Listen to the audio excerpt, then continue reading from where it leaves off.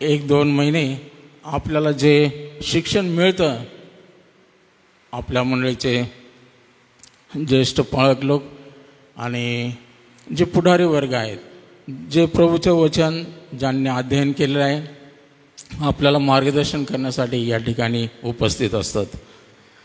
प्रभूला धन्यवाद देऊ, कारण हा सिद्धांत फार महत्त्वाचा आहे आणि त्याच्यावर आपलं ख्रिस्ती जीवन उभारलेलं आहे. पवित्र शास्त्रातील जे ठराविक किंवा ठळक जे सिद्धांत आपल्याला शिकवले जातात, ते आपण आत्मसात केल्यानंतर त्या देवावर, तो देव कोण आहे आणि त्या देवाची आपल्याला ओळख होते. आणि जितकी आपल्याला त्याची जास्त ओळख होईल तितकं अधिक आपण त्याच्यावर प्रेम करू, त्या देवावर आपण विश्वास ठेवू आणि मरेपर्यंत आयुष्यभर आपण तो सिद्धांत कधी विसरणार नाही. म्हणून आजच्या या वर्गामध्ये पाठ क्रमांक 3 आणि त्याचा विषय आहे देवपिता. आणि आज आपण या सिद्धांतामध्ये देवपिता कोण आहे त्या संबंधाने आपण समजून घेणार आहोत. आणि देवपिता जर आपल्याला व्यवस्थितपणे समजलं तर आपण त्या देवावर, तो देव आहे आणि देव आणि आपण स्वतः प्रभू येशू ख्रिस्त, जसं त्याला स्वर्गीय पिता म्हणतो, येशू ख्रिस्तावर आपण विश्वास ठेवल्यामुळे आपण देवाची लेकरं बनतो. आणि त्या देवाचं आणि आपलं नातं हे अलौकिक बनतं की तो आमचा पिता आणि आपण त्याचं संतान बनतो. म्हणून या बाप्तिस्माच्या वर्गामध्ये देवपिता कोण आहे हे समजून घेण्यासाठी आपल्याला 3 गोष्टी फार आवश्यक आहेत. आणि त्या समजणं, देवपिता ज्याच्या संबंधाने आपण पवित्र शास्त्रामधून वाचतो की देव हा संपूर्ण सृष्टीचा निर्माण करता आहे.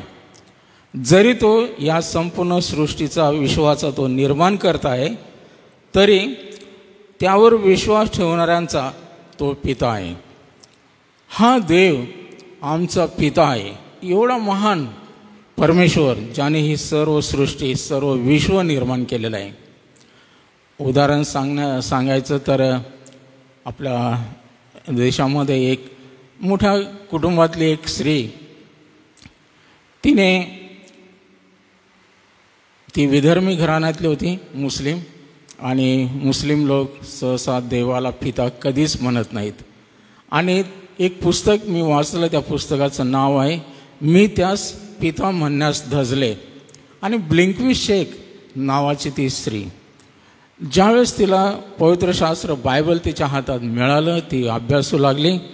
आणि मग कुराण आणि बायबल ह्याची तुलना करत असताना ज्यावेळेस हा देव हा आमचा पिता आहे हे तिला समजलं, त्यावेळेस तिने त्यावर विश्वास ठेवला. आणि त्या विश्वासाबद्दल तिला फार मोठा छळ सहन करावा लागला. तिला घरदार सोडावं लागलं, परंतु तिने घर सोडलं, सगळ्यांचा त्याग केला, पण देवाचा, या स्वर्गीय पित्याचा त्याग केला नाही. आणि म्हणून त्या पुस्तकाला आपण वाचलं तर आपल्याला समजेल की हा देव जो विश्वाचा निर्माण करता आहे, तो संपूर्ण सृष्टीचा निर्माण करता आहे, त्यावर मी विश्वास ठेवल्यामुळे तो आमचा पिता बनतो. आणि निर्मिती करणारा म्हणजे आमचा पिता हा स्वर्गीय पिता आहे, तो निर्माता आहे. तरी पण तो आम्हाला प्रभू येशू ख्रिस्तामध्ये, जसं तो प्रभू येशू ख्रिस्ताचा पिता तसा तो आमचा पिता बनतो. दुसरी गोष्ट आपण त्यामध्ये शिकणार आहोत, शिकत आहोत की देवपित्याची गुणवैशिष्ट्ये. हा स्वर्गीय पिता कोण आहे असं ज्यावेळेस आपल्याला विचारलं जातं किंवा आपण ज्यावर विश्वास ठेवतो, तर त्याबद्दल त्याचं गुण वैशिष्ट्ये काय आहेत हे आपण या सिद्धांतामधून शिकणार आहोत. आणि मग या गुण वैशिष्ट्यामध्ये निर्माता आहे, संरक्षण करता आहे, क्षमा करणारा आहे, जीवन देणारा आहे, तो न्यायी परमेश्वर आहे. आणि ह्या सगळ्या गोष्टी त्याच्या गुणांचं आपण वर्णन करत असताना, ऐकत असतानाच तो आमचा पिता आहे. म्हणजे ह्या परमेश्वराबद्दल हा देव, हा पिता कोण आहे हे समजून घेत असताना हा देव पिता निर्माता आहे, पण तो आमचा स्वर्गीय पिता आहे. त्याचं गुण, जरी तो निर्माता संरक्षण करणारा आहे, क्षमा करणारा आहे, जीवन देणारा आहे, तो न्यायी परमेश्वर आहे. आणि असा हा न्यायी, हा प्रेमळ आमचा स्वर्गीय पिता तो बनतो. आणि तिसरी महत्त्वाची बाब देव कोण आहे हे समजून घेण्यासाठी देवपिताचा स्वभाव काय आहे, आणि तो स्वभाव आपल्याला यामध्ये समजून येणार आहे. त्या देवपिताचा स्वभाव जो आहे तो पवित्र आहे, प्रेममय आहे, तो प्रीतिमय आहे, तो विश्वासू आहे, कनवाळू आहे, दयामय आणि न्यायी आहे.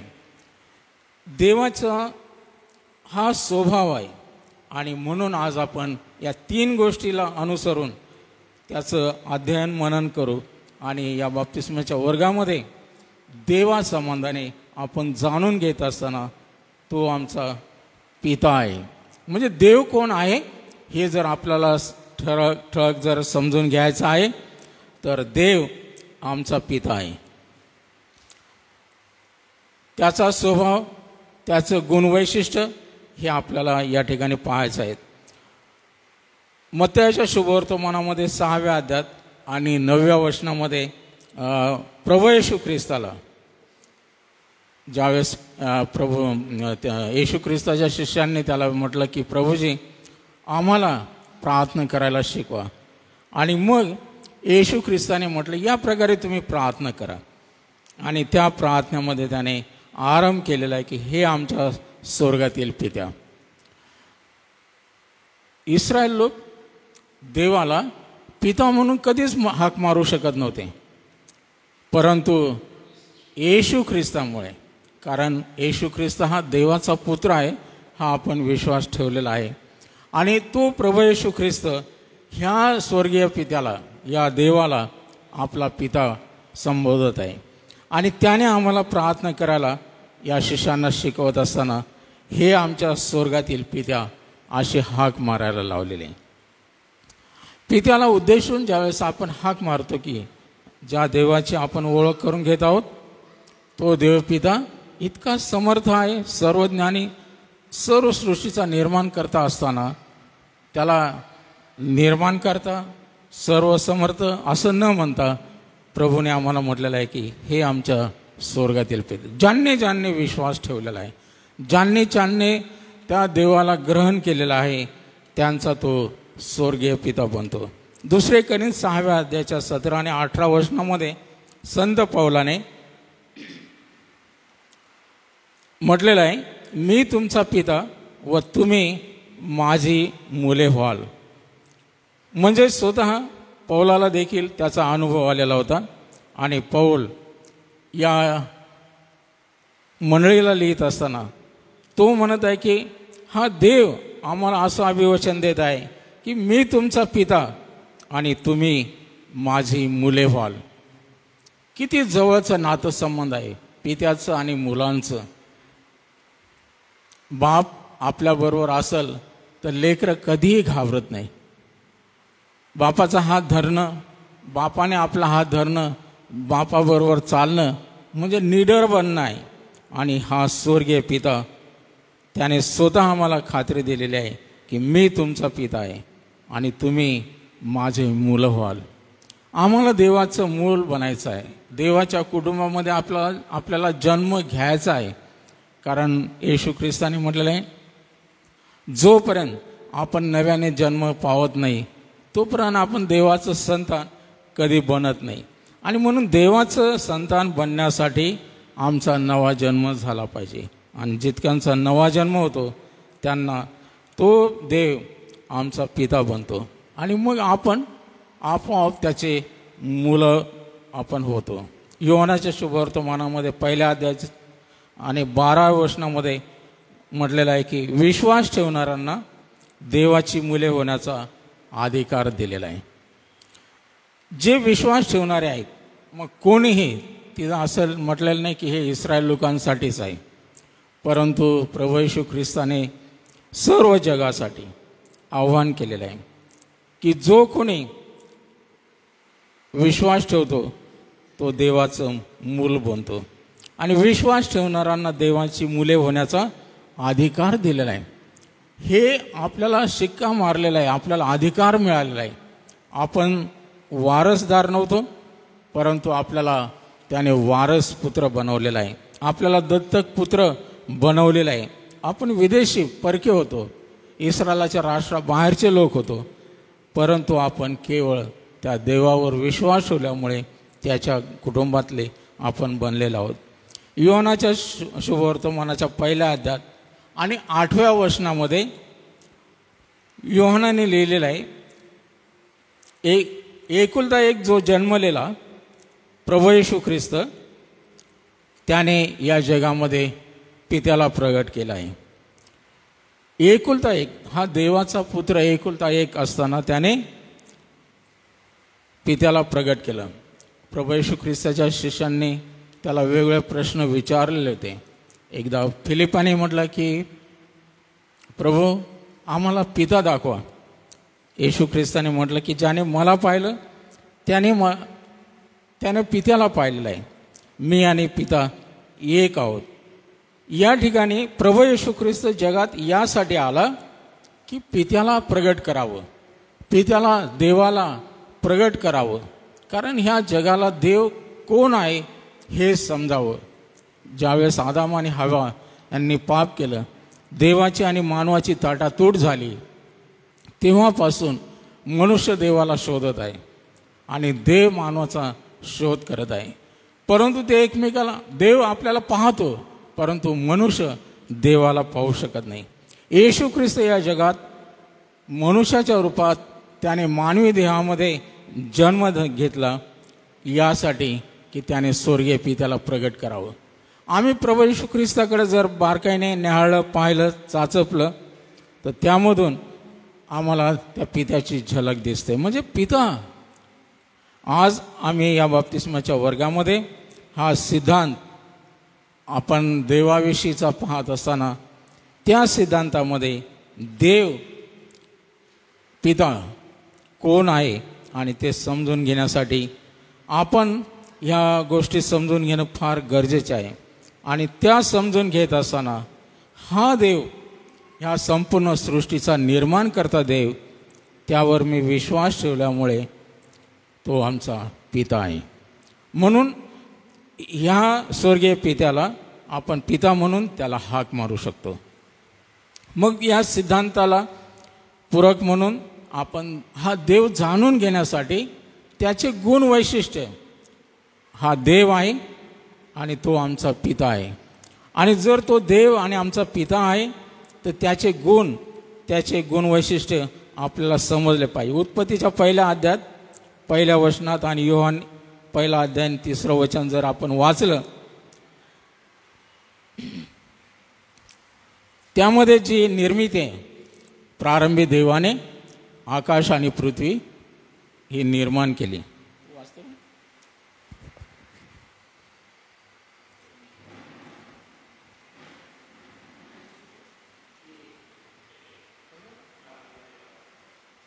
प्रारंभी देवाने आकाश व पृथ्वी उत्पन्न केली आणि पृथ्वी आकारविरहित व शून्य होती. जलसिद्धीच्या पृष्ठभागावर अधिकार होता आणि देवाचा आत्मा जलावर तळपण राहिला होता. तेव्हा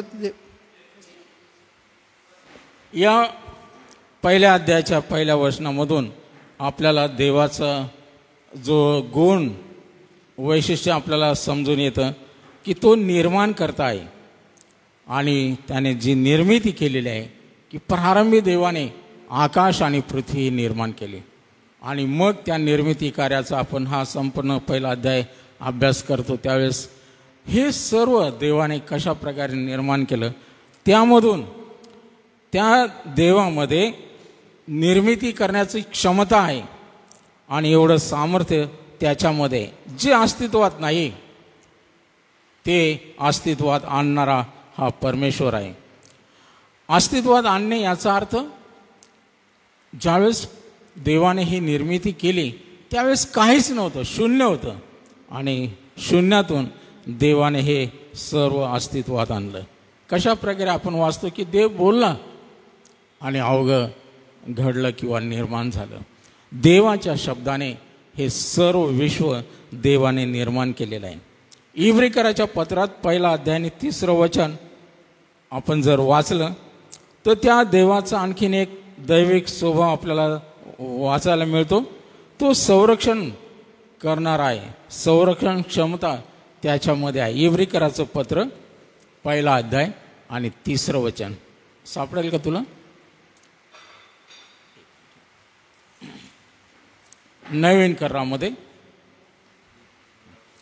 हा चालेल.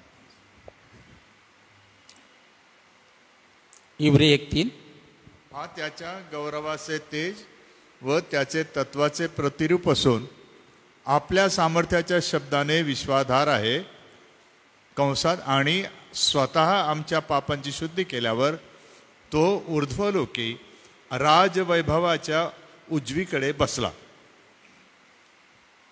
हा देव ज्याच्याबद्दल आपण वाचतो की त्याने निर्मिती कार्य करून जो निर्मिती कार्यामध्ये गुंतलेला होता, पिता पुत्र आणि पवित्र आत्मा हा त्रयिक परमेश्वर, आणि तो इतका समर्थ आहे की तो निर्मिती करतो, तो संरक्षण क्षमता देखील त्याच्यामध्ये आहे आणि देवाचं संरक्षणाचं कुंपण तो आपल्या भोवती घालतो.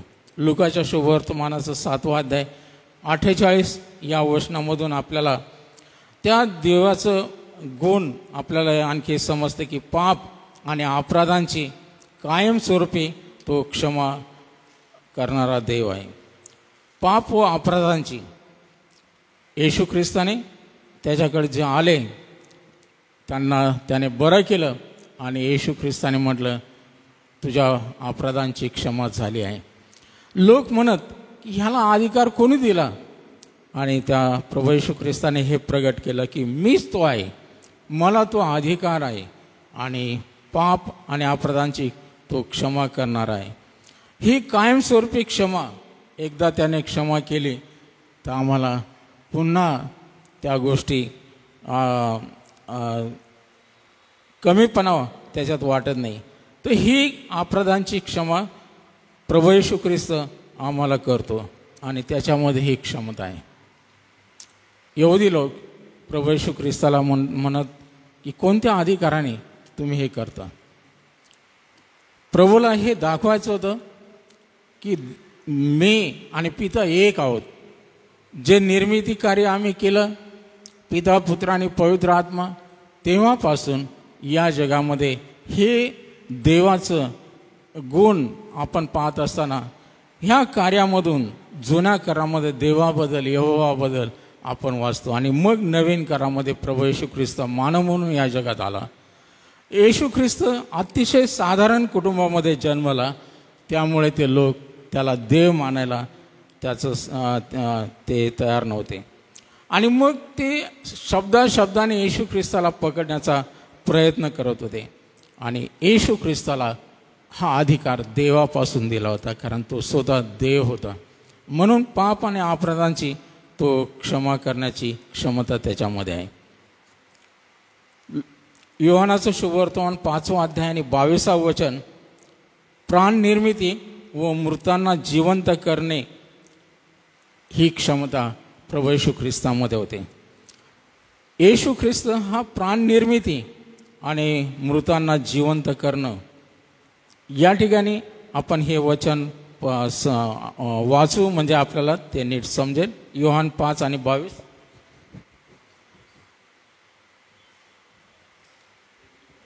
योहान अध्याय 5, 21 आणि 22 मी आपल्या सगळ्यांसाठी वाचतो. कारण जसा पिता मेलेल्यांना उठवून जिवंत करतो तसा पुत्रही पाहिजे त्यांना जिवंत करतो. पिता कोणाचाही न्याय करत नाही, तर न्याय करण्याचे सर्व काम त्याने पुत्राकडे सोपून दिले आहे. न्याय करण्याचं सर्व काम त्याने प्रभू येशू ख्रिस्ताकडे सोपून दिलेलं आहे. म्हणजे देव आणि प्रभू येशू ख्रिस्त यांना हा अधिकार आहे. आणि असं म्हटलं की प्राण निर्मिती मृतांना जिवंत करणं. जर देव हे करू शकतो ते कार्य प्रभू येशू ख्रिस्त देखील आपल्या जीवनात करतो. म्हणून देवाची गुण वैशिष्ट्ये ही संपूर्ण प्रभू येशू ख्रिस्ताच्या जीवनामध्ये आपल्याला पाहायला मिळतील. योहान 6 अध्याय 39 वचन जर वाचलं तर आपल्याला त्या प्रभू येशू ख्रिस्ताने म्हटलं की मी स्वर्गातून उतरलेली जिवंत भाकर आहे. आणि मग त्यावर ते प्रभू येशू ख्रिस्त बोलत असताना ह्या जगाचा न्याय करणं, त्या न्यायासाठी देखील प्रभू म्हणतो की सर्वांचा न्याय करण्याची त्याला क्षमता आहे. न्याय करणारा हा न्यायी आहे आणि योग्य न्याय तो करणार आहे. देव न्याय आहे, आमचा प्रभू येशू ख्रिस्त देखील न्याय करणार आहे. म्हणून देवाची पित्याची गुण वैशिष्ट्ये आपण यामध्ये यासाठी शिकत आहोत की हा देव पिता कोण आहे, आमचा हा पिता कोण आहे. तो इतका महान समर्थ देव आहे, तो निर्मिती कार्य करणाराच आहे. एवढंच नव्हे तर तो प्रभू येशू ख्रिस्त तो देव आमचं संरक्षण करणारा आहे, आमच्या पाप आणि अपराधांची आम्हाला क्षमा करणारा देखील देव आहे. त्याला प्राण निर्मिती करण्याचा आणि मृतांना जिवंत करण्याचा देखील अधिकार आहे. एवढा सामर्थ्याने भरलेला हा आमचा पिता आहे. आणि म्हणून हा पिता न्याय करणार आहे, न्यायी देव आहे. तो कोणावर अन्याय होऊ देत नाही आणि ज्याचं त्याचा न्याय तो करत असताना प्रत्येकाच्या कृत्याप्रमाणे देव आमचा न्याय करतो. ह्या स्वर्गीय पित्याला आपण ओळखणं फार गरजेचं आहे. आता हे जे वचनं दिलेले आहेत या अभ्यासापुरती आहेत, परंतु आयुष्यामध्ये आपल्या जीवनामध्ये आपल्या ख्रिस्तीपणामध्ये आपल्याला अधिक समर्थ अधिक सशक्त बनायचं असेल तर आपल्याला या वचनांचं अध्ययन करणं, मनन करणं आणि अहोरात्र त्या वचनांमध्ये आपण घडून जाणं हे फार गरजेचं आहे. त्यावेळेस आपल्याला हा त्रैकत्वाचा सिद्धांत आपल्या जीवनामध्ये फिट बसेल की आमचा देव हा कोण आहे. आणि मग त्या देवाचं गुण, हे दैवी गुण आपल्याला आपल्या डोळ्यासमोर सतत येतील. ते दैवी गुण आमच्या प्रभू येशू ख्रिस्तामध्ये देखील सेम आहेत. म्हणून पिता पुत्र आणि पवित्र आत्मा ह्या त्रैकत्वाच्या सिद्धांतामध्ये ह्या गोष्टी रिपीट जरी होतील तरी पण आपल्याला समजेल की ह्या निर्मिती कार्यामध्ये हा देव हा त्रैक परमेश्वर आहे. आणि त्याचं त्रैकत्व आपल्याला निश्चितपणाने समजून येईल. कारण आपल्याला भविष्यामध्ये अनेकांना तोंड द्यायचं आहे. वेगळ्या प्रकारचे खोटे शिक्षण, खोटे सिद्धांत मांडणारे देखील जगामध्ये लोक आहेत. कोणी म्हणतात फक्त यहोवा हाच देव आहे, येशू ख्रिस्त काही नाही, पवित्र आत्मा काही नाही. काही लोकांचं म्हणणं आहे की पवित्र आत्मा एक शक्ती आहे, ती काही व्यक्ती नाही. परंतु आपण हा धर्म सिद्धांत शिकत असताना देवामध्ये जी गुण लक्षणं आहेत ती आमच्या प्रभू येशू ख्रिस्तामध्ये आहेत, तीच पवित्र आत्म्यामध्ये आहेत. आणि ह्या दैवी स्वभावाचा आपण मनापासून अध्ययन करणं, समजून घेणं हे फार गरजेचं आहे. ज्यावेळेस देवाचा स्वभाव आपल्याला कळेल, देवाचं गुण वैशिष्ट्य आपल्या लक्षात येईल, तेव्हा आपल्याला समजेल की माझा देव माझ्या कल्पने पलीकडचा आहे. हा किती अद्भुत आणि किती महान परमेश्वर आहे. त्या देवाला आपण कधीच विसरणार नाही. म्हणून ह्या देवाला आपण देवपिता समजून घेण्यासाठी या गोष्टीची आवश्यकता आहे. तिसरी आणि महत्त्वाची बाब जी आपण या वर्गामध्ये देवाच्या बाबतीमध्ये आत्मसात करणार, शिकणार, तो देवपित्याचा स्वभाव. आणि या देवपित्याच्या स्वभावामध्ये आपण निर्गमाच्या 15व्या अध्यायातून 11 वचन आपण वाचूया. उत्पत्तीनंतर निर्गम आणि निर्गमाचा 15वा अध्याय आणि 11वं वचन. निर्गम 15 आणि वचन 11. हे परमेश्वरा, देवांमध्ये तुझ्या समान कोण आहे? पावित्र्यामुळे वैभवी, स्तवनीय, कृत्यांनी भयानक, अद्भुते करणारा असा जो तू, त्या तुझ्यासारखा कोण आहे? आमचा देव ह्या सर्वांमध्ये श्रेष्ठ आहे, त्याच्या समान कोणी देव नाही. आणि म्हणून आम्हाला त्या देवाचा स्वभाव या ठिकाणी समजतो की तो या सर्व गुणांनी संपन्न आहे. आणि त्याच्यामध्ये ही सर्व गुणलक्षणं आपल्याला पाहत असताना हा दैवी स्वभाव आपल्या डोळ्यासमोर आपण ठेवला पाहिजे. अनेक वैशिष्ट्ये त्याच्यामध्ये दिलेले की देव पवित्र आहे, तो परमशुद्ध आहे, अगम्य प्रकाशामध्ये राहणार आहे. एवढंच नव्हे तर तो पलीकडचा वेगळा असा देव आहे. आणि हा दैवी स्वभाव आपल्याला समजून घेत असताना ह्या निर्गम 15व्या अध्यायाच्या 11व्या वचनामध्ये ह्या देवाचं हा जो दैवी स्वभाव आहे तो दुसरा कोणातही आपल्याला पाहायला मिळत नाही. आणि म्हणून आपण ह्या देवाशिवाय इतर कोणालाही देव मानू नये. देव हा देव आहे, त्याच्या समान दुसरा कोणी नाही. 1 योहान 4 अध्यायाने 8व्या वचनामध्ये तो प्रेममय आहे. आणि योहानाने आपल्या पत्रामध्ये लिहिलेलं आहे देवप्रीती आहे. देवप्रीती आहे हे शिकवत असताना तो देव प्रेममय आहे आणि सर्वांवर प्रेम करणार आहे. तरी पण सर्वच त्याला आवडतात असं नाही, कारण जे त्याच्यावर विश्वास ठेवतात, जे त्याच्यावर प्रेम करतात त्यांच्यावर तो प्रेम करतो. म्हणून ही गोष्ट आपल्याला समजायला फार गरजेची आहे की जरी देव प्रीती आहे, जरी देव प्रेममय आहे, परंतु तो सर्वांवर प्रेम करतो, सर्व जगावर त्याचं प्रेम आहे. आणि म्हणून आपण योहान 3:16 देखील वाचतो की देवाने जगावर एवढी प्रीती केली की त्याने आपला एकुलता एक पुत्र दिला, त्या प्रीतीस्तव. आणि मग या दैवी स्वभावाचं आपण हे गुण समजून घेत असताना आम्हाला हे समजणं गरजेचं आहे सर्वांचं सर्व त्याला आवडतं असं नाही. काही लोक देवाला मानत नाही, नास्तिक आहेत. देव सांगतो त्याप्रमाणे ते वागत वर्तत नाही. देव जरी त्यांच्यावर प्रीती करतो तरी असं म्हटलं की देवाला त्यांचं सर्व आवडतं असं नाही. म्हणून आपल्याला हे समजून घेणं गरजेचं आहे की हा आमचा देव, त्याचा स्वभाव जरी प्रीती आहे, प्रेममय आहे, तरी आम्हाला आमचं जीवन त्याला संतोषकारक असं असणं गरजेचं आहे. आणि ते होण्यासाठी ह्या वचनांच्याद्वारे ह्या देवाच्या सहवासामध्ये वावरल्याने त्याचे दैवी गुण आपल्याला चिटकतात. आपण जर लोहचुंबक जर पाहिलं तर एखाद्या पोलाद किंवा लोखंडाला आपण घासलं किंवा जवळ ठेवलं तर त्याचे गुणधर्म त्याच्यामध्ये उतरतात. आम्ही ह्या सिद्धांताचा अभ्यास करत असताना हे दैवी गुण आमच्यात यावे, आमच्यामध्ये उतरावेत, त्यासाठी आम्हाला सतत त्याच्या सानिध्यात राहायचं आहे.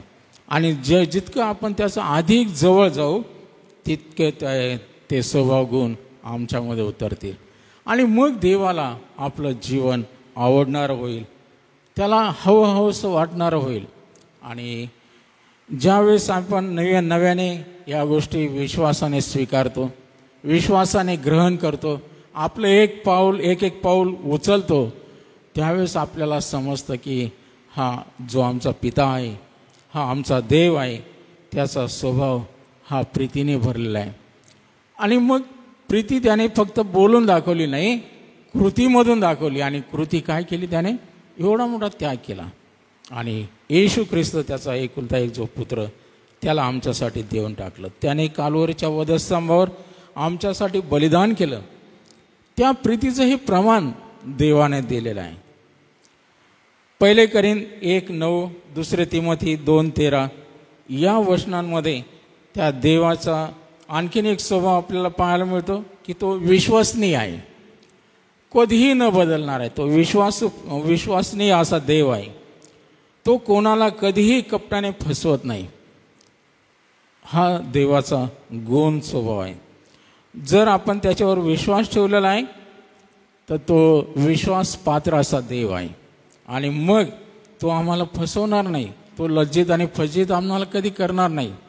त्याने दिलेलं वचन तो मोडत नाही, तो पाळतो. जरी आपण त्याला धरसोड करतो, जरी आपण त्याला नाकारतो, परंतु देव असा न्यायी परमेश्वर आहे जो असा विश्वसनीय आहे की तो कधीही कपटाने कोणाला फसवत नाही. आज आपल्याला अशा देवाचा अनुभव आपल्या जीवनात येणं फार गरजेचं आहे. स्तोत्र 103 आणि 8 अनुवादाचं पुस्तक याचा 4 अध्याय 31 वचन जर वाचलं तर त्या देवाबद्दल तो कनवाळू आहे, तो दयामय आहे, तो कृपेचा सागर आहे. याचा अर्थ कनवाळू आणि दयामय. या जगामध्ये प्रभू येशू ख्रिस्त आला त्यावेळेस त्याला लोकांचा कळवळ आला. कळवळ जे पिडलेले आहेत, रंजलेले आहेत, गांजलेले आहेत, जे गरजवंत आहेत, आशांचा त्याला कळवळा येत होता. देवाने पाहिलं की माझे लोक, हे इस्रायल लोक मिसर देशात खितपत पडलेले आहेत, त्यांना इतकं जात जुलूम आहे आणि त्यांच्यावर भयानक अत्याचार होत आहे. त्या देवाला त्यांचा कनवाळा आला आणि त्यांना मुक्त केलं. हा दयेचा सागर आहे, हा दयामय असा देव आहे. आणि म्हणून आपण पवित्र शास्त्रातील वचनांमधून देवाचे गुण स्वभाव ज्यावेळेस शोधतो, ज्यावेळेस अभ्यासतो, त्यावेळेस आपल्याला समजून येतं की देवाचे हे दैवी गुण हे अद्भुत आहेत. हे गुण इतरांच्या बाबतीमध्ये, इतरांच्या मध्ये आम्हाला कधीही आढळत नाहीत. अनुवादाच्या पुस्तकामध्ये 32 अध्याय 4 वचन आणि यशाया 45:21 ह्या वचनांमध्ये तो न्यायी परमेश्वर आहे.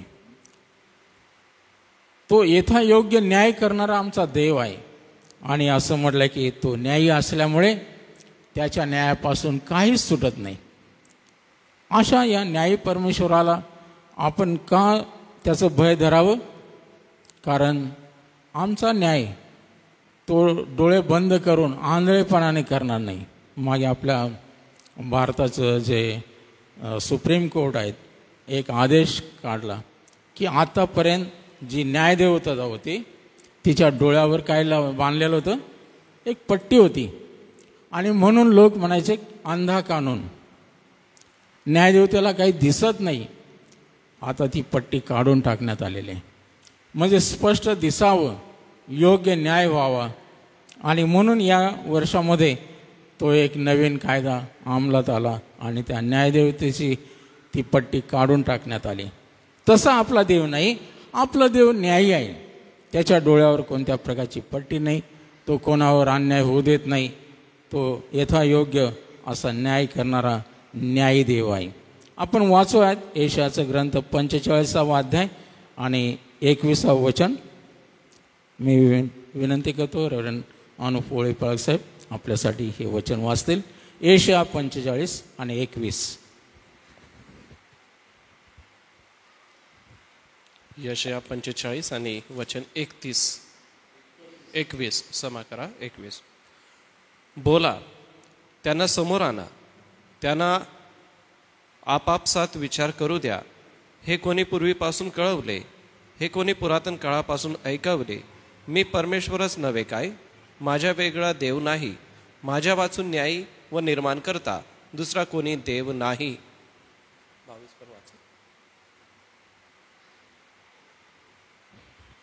या वचनामध्ये आपल्याला तो स्वतः खात्री देतो, माझ्याकरता म्हणजे माझ्याशिवाय दुसरा कोणी देव, न्यायी देव नाही. येशू ख्रिस्त या जगात असताना त्याने त्या अन्याय कारभारी किंवा न्यायाधीशाचं एक घटना सांगितली. ती एक विधवा सतत न्याय मागायला जात होती, दाद मागायला जात होती, पण तो अन्यायी होता, भ्रष्टाचारी होता. या विधवेला काही न्याय मिळत नाही. ती हताश झाली, परंतु तिने पिच्छा पुरवलं सोडलं नाही. एकसारखी दाद मागायला ती जायची आणि तो अन्यायी होता, तरी पण त्याला सतत वारंवार ही कटकट नको म्हणून तिचा न्याय, तिची दाद त्याने घेतली. योग्य न्याय तिला मिळाला. आमचा प्रभू आम्हाला हे दाखवत आहे की आमचा देव न्यायी आहे. तो असा आपल्याला अन्यायाने वागणूक देत नाही आणि यथा न्याय त्याच्या जवळ आहे. म्हणून आपण या गोष्टी देवाबद्दल पाहत असताना हा देवाचा सिद्धांत आम्हाला समजणं फार गरजेचं आहे. आणि ह्या सिद्धांतामधून आपण शिकून घेत असताना देव पिता कोण आहे आणि देव पिता आपल्याला समजल्यानंतर आपण त्या पित्याला एक बाप म्हणून, एक पिता म्हणून आपण हाक मारू. आपण त्याला आपल्या सहकारी, आपला जोडीदार म्हणून आपला हात त्याच्या हातामध्ये आपण देऊ. जसं मुलगा कुठे आपल्या वडिलांना सोडत नाही एकटा, सतत त्याचं बोट धरून त्याच्या मागं. आपल्याला या जुन्या करारामध्ये अनेक ज्येष्ठ लोकांचा इतिहास वाचतो की अब्राम, त्याचा मुलगा इझाक त्या बापाप्रमाणे त्या देवावर विश्वास ठेवणारा बनला, आज्ञाधारक बनला. अब्रामाने देवाची आज्ञा पाळली. देवाने त्याला जे जे सांगितलं करायला ते अब्राम करत गेला. या मुलाने पाहिलं की माझा बाप देवावर किती प्रेम करतो, देवाबरोबर चालतो. इझाक देखील तसाच निघाला, आज्ञाधारक, देवावर प्रेम करणारा निघाला. आपल्याला देखील या गोष्टी समजून घेत असताना आपण त्या देवाचा हात धरूया आणि देवाला म्हणू की देवा, जे जे लोक तुझ्याबरोबर चालले, आणि देवाबरोबर चालण्यामध्ये हनोकाचं एक अद्भुत असं जीवनचरित्र आहे की तो 300 वर्षाचा 65 वर्षाचा झाल्यावर त्याला एक मुलगा झाला आणि त्याच्यानंतर तो 300 वर्ष देवाबरोबर चालला. देवाबरोबर चालणं म्हणजे देवाच्या आज्ञा पाळणं, देवाला संतोषकारक जीवन जगणं. आणि हनोकाने असं म्हटलं की त्या देवाबरोबर चालत असताना लोकांना सावध केलं, लोकांना जागृत केलं त्या देवाच्या न्यायाबद्दल, देवाच्या या विश्वासाबद्दल. आणि त्याने अनेक गोष्टींचे संदेश दिले. आणि चालता चालता तो सदेव स्वर्गात गेला. म्हणून आपण देवाबरोबर चालणाऱ्यांना, आपण जगात आहोत परंतु आपण जगाचे नाही, आपण स्वर्गीय नागरिक आहोत. आणि आपण जोपर्यंत या भूतलावर आहोत तोपर्यंत आपण या जगाचे नाही असं जीवन आपण जगलं पाहिजे. म्हणून देवपिता कोण आहे हे लक्षात ठेवणं फार गरजेचं आहे. आणि जेव्हा आपल्याला ह्या सिद्धांतामधून ह्या गोष्टी समजतील त्यावेळेस आम्हाला समजेल की तो सुद्धा खात्रीपूर्वक म्हणतो की माझा शिवाय दुसरा कोणी अन्य देव नाही. ह्या देवासारखा हा दैवी स्वभावाने परिपूर्ण असलेला परमेश्वर, हा पवित्र देव, हा सर्वसमर्थ देव, हा निर्माणकर्ता देव, हा न्यायी परमेश्वर, तो आमचा पिता आहे.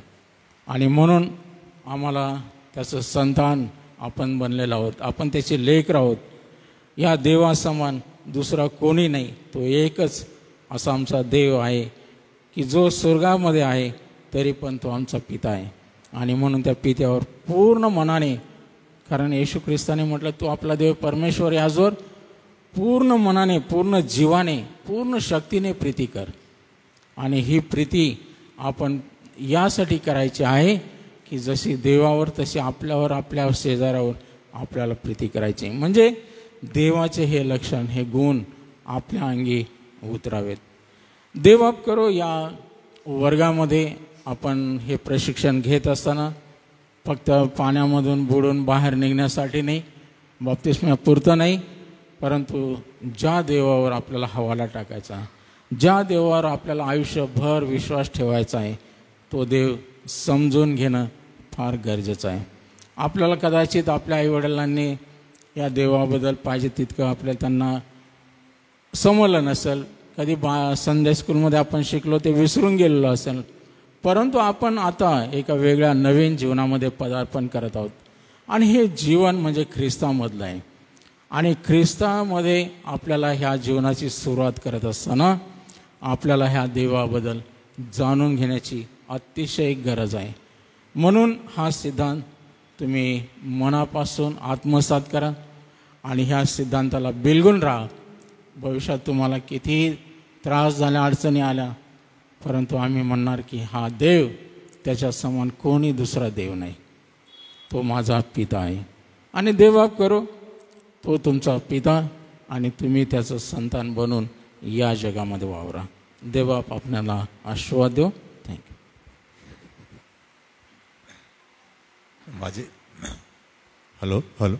माझी खात्री आहे की आजच्या वर्गामुळे जे विवेचन आपल्यासमोर मांडण्यात आलं, मराठीमध्ये रेव्हरंड जयेश पटारे यांचे आम्ही आभार मानतो आणि असा विश्वास धरतो की आपल्याला ते समजलं असेल.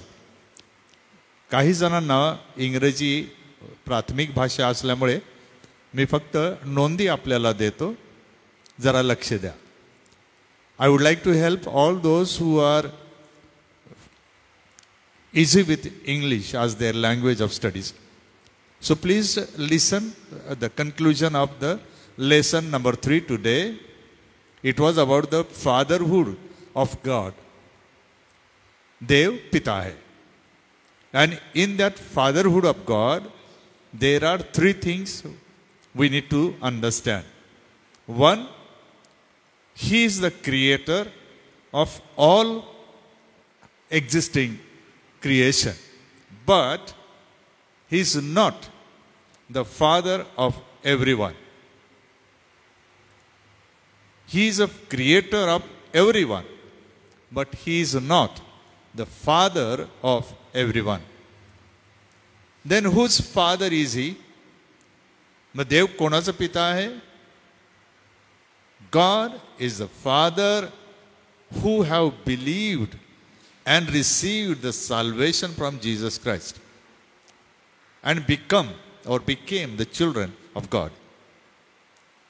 So unless a person believes and receives salvation from God in the form of Jesus Christ, he cannot become a child of God. It is called a new birth into the family of God. So once you are born into the family of God, the head of the family, God the Father, becomes your or my father. Second thing is, this father has certain qualities which find in him alone. There are certain qualities given there, that he has the power to create out of nothing. He preserves, upholds the world. He forgives our sins and our crimes once for all. He gives life to the creation, and He raises the dead from their death. It is the power that God has, the Father has. And at the end, then He will be able to judge, because He is powerful enough to judge everyone. The third part is, the Father God has a particular nature. देवाचा पित्याचा स्वभाव. What is the nature? What kind of this Father God is like? First, He is holy. Absolutely holy. There is no evil, sinfulness in Him. Second, God is love. He loves all, but He does not like all. That means, unless you understand this God and become a child, do not become rebel. He loves you, and you love Him. But if you disobey Him, God cannot love you, or God cannot like you. Judgment or justice means He will always forgive the repentant and judge the rebellious. He is faithful. In every situation He is faithful. He is merciful and compassionate, and He is just. Whatever He does, He is just in His doing. So these are the 3 particular aspects of God the Father. Now the question is asked to you in the question set is, whose is God the Father? प्रश्न असा आहे की हा देवपिता कोणाचा पिता आहे, हे समजून घ्या बरोबर. And also we have given you the answer. If you read the answer, You will know it in section 3. What is the answer? Whose is God the Father? God is the Father of all those who believe on the Lord Jesus Christ, whom He has sent as the Savior of the world. There is a printing error there. You have to correct. It is not W-O-R-D, word. It is W-O-R-L-D, world. So please correct that and memorize this. God is the Father of all those who believe on Lord Jesus Christ. So this is very important. This is the answer which is expected. You are given 3 answers there, but you can combine all 3 together, memorize it, properly learn it, and when you are asked to appear the examination, please do the needful, understand it. If you cannot write, speak out. आपल्याला प्रश्न विचारला जाईल त्यावेळेला लिहू शकता, पण योग्य रीतीने पाठ करा. आणि जर आपल्याला लिहिताना अडचण येते तर तुम्ही बोलून दाखवू शकता. सोबत आज या अभ्यासानंतर मागच्या आठवड्यामध्ये सांगितलं होतं की प्रेषितांचा मतांगीकार पाठ करून घेणे. Last week you were requested to memorize the Apostles' Creed. I hope you have done that. And if you have done it, please recite before the pastor or the leaders of your church and correct yourself if you fail to recite absolutely correctly.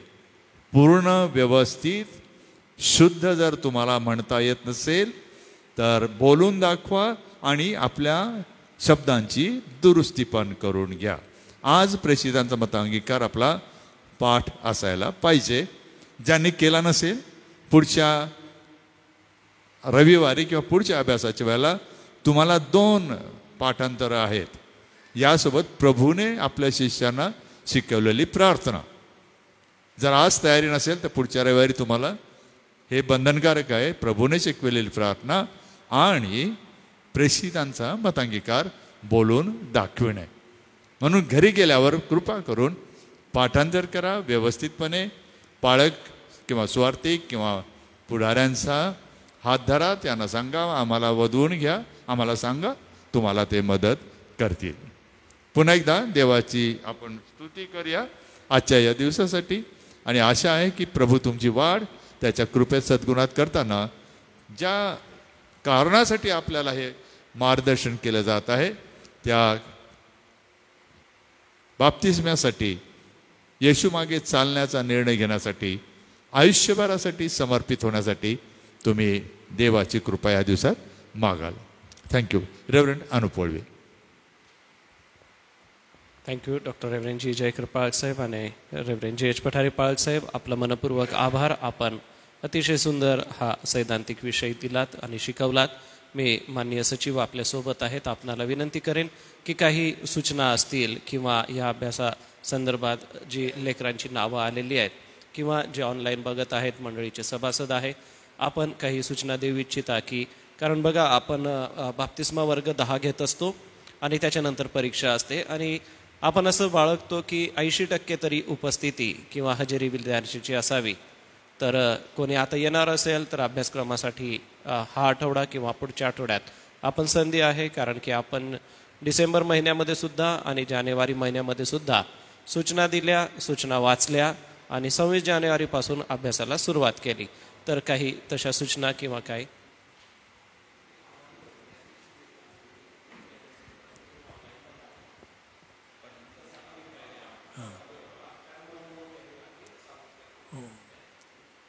ज्यांना बाप्तिस्मा घ्यायचा आहे त्यांनी कृपया लवकरात लवकर आपली नावं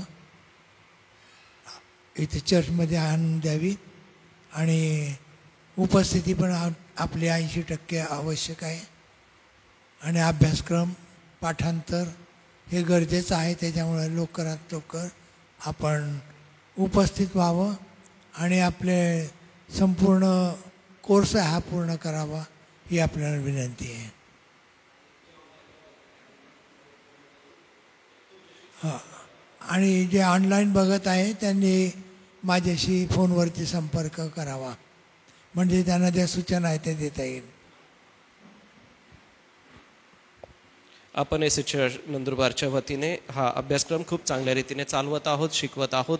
आज आनंद वाटतो ऑनलाईन बघणाऱ्या प्रियजनांमध्ये. सन्माननीय देशपांडे सर आपण उपस्थित आहात. शहादा मंडळीसाठी प्रभुदेव बाप हे अध्ययन आशीर्वादाचं करो. सोबतच जे धडगाव मंडळी पण आपल्यासोबत जोडली गेलेली आहे, प्रभुदेव बाप आपल्याही विद्यार्थ्यांचं अध्ययन आशीर्वादाचं करो. आणि ज्या एस.एमच्या प्रिय मंडळी आहेत नंतरही आपण जोडले जाऊन हा व्हिडिओ बघू शकता, अध्ययन करू शकता. आजच्या अभ्यासासाठी माननीय रेव्हरंड जे.एच. पठारे पाळक साहेबांनी जी सेवा केली त्यासाठी मी सर्वांच्या वतीने त्यांचं मनपूर्वक आभार मानतो. प्रभुदेव बाप आपली सेवा खूप खूप आशीर्वादित करो आणि विद्यार्थ्यांनाही त्याची कृपा पुरवो.